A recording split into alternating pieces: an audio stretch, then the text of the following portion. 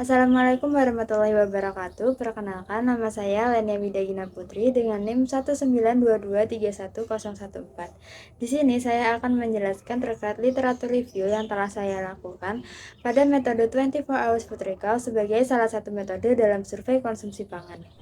24 Hours Food Recall merupakan salah satu metode survei konsumsi pangan yang menggunakan kemampuan mengingat seluruh makanan dan minuman yang dikonsumsi oleh responden dalam 24 jam terakhir.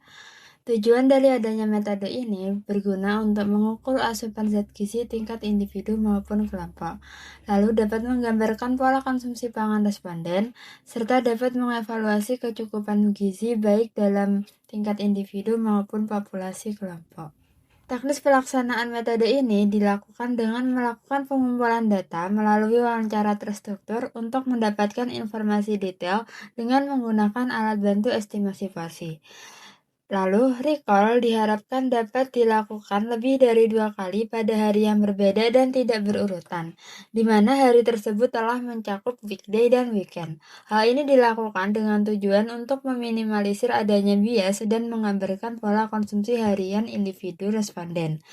Selain itu, ukuran dan jumlah sampel fleksibel dan dapat disesuaikan dengan tujuan studi dan desain penelitian dengan menggunakan metode 24 Hours Food Recall ini. Metode ini dapat digunakan apabila ingin mendapatkan estimasi asupan aktual individu atau kelompok dalam jangka pendek untuk dibandingkan dengan angka kecukupan gizi. Selain itu, estimasi rata kebiasaan konsumsi dapat lebih representatif melalui metode ini dan umumnya dalam survei gizi masyarakat. Untuk sasarannya seringkali dilakukan pada individu remaja hingga dewasa dan dapat dibuat lebih spesifik kelompoknya seperti atlet ataupun mahasiswa. Metode ini tidak mengharuskan responden memiliki pengetahuan lebih terkait food recall karena terdapat pewawancara atau enumerator yang akan membantu responden tersebut. Metode ini memiliki beberapa kelebihan dan kekurangan. Untuk kelebihannya sendiri, yang pertama, mudah dilaksanakan tanpa membebani responden. Lalu biaya yang dibutuhkan relatif murah karena tidak membutuhkan peralatan khusus dan tempat yang luas. Waktu pelaksanaannya relatif pendek serta dapat memberikan gambaran nyata asupan zat gizi aktual suatu individu.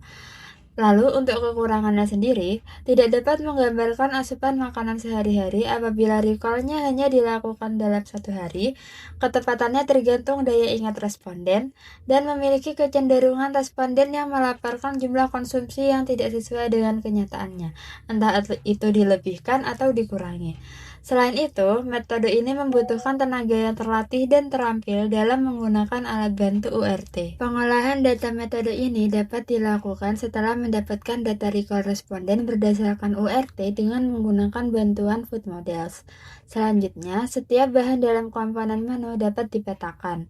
Kemudian, mengubah URT menjadi gramasi setelah melakukan konversi berat mentah matang, serapan minyak, yield factor, hingga retensi sebelum menghitung zat gizi setiap komponen bahan makanan tersebut.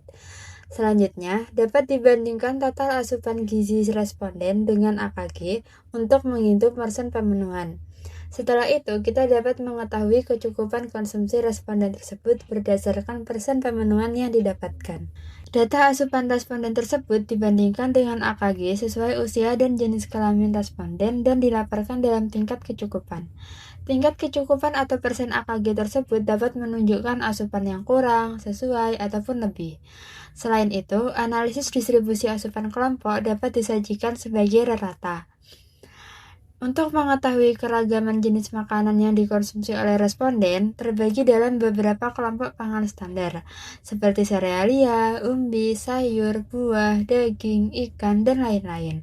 Hal itu dapat dilakukan untuk perhitungan skor keragaman makan individu. Pada metode food recall, beban respondennya lebih rendah dibandingkan dengan food record. Karena pada food recall, responden cukup menceritakan konsumsi kemarin, sedangkan pada food record, responden perlu teliti menulis. Pada food recall, risiko recall bias cukup tinggi karena dapat lupa ataupun salah estimasi porsi. Sedangkan pada food record lebih detail karena responden langsung mencatat konsumsi saat itu. Food recall dapat dilakukan untuk evaluasi jangka pendek untuk mendapatkan asupan aktual harian. Sedangkan FFQ dapat dilakukan untuk evaluasi jangka panjang seperti mingguan hingga bulanan sesuai populasi kelompok. Terdapat beberapa potensi bias yang dapat terjadi dalam metode ini, seperti responden lupa atau social disability, yang merupakan kecenderungan responden untuk memberikan jawaban yang dianggap baik atau diterima secara sosial, bukan yang sebenarnya. Sehingga terdapat beberapa cara untuk mengatasinya. Yang pertama, melakukan multi-pass interview, lalu melakukan pelatihan enumerator, menggunakan alat bantu tafsir buku seperti buku foto makanan atau food model, melakukan recall minimal 2 kali 24 jam termasuk weekend dan weekday. Recall dilakukan pada hari yang tidak berurutan. Memiliki standar formulir dan contoh makanan lokal, serta melakukan pengecekan recall secara berkala, terutama dalam snack dan minuman. Terdapat beberapa kesimpulan yang dapat diambil. Yang pertama, 24 hours food recall merupakan metode cepat, praktis, dan hemat biaya untuk mengestimasi asupan aktual jangka pendek.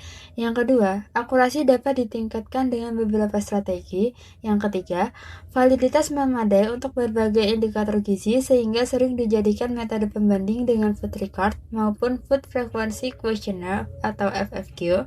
Dan yang terakhir, kelemahan utama dari metode ini bergantung pada daya ingat responden, di mana mitigasi dengan anomator terlatih dan alat bantu visual dibutuhkan. Sekian presentasi yang dapat saya lakukan. Terima kasih atas perhatiannya. Wassalamualaikum warahmatullahi wabarakatuh.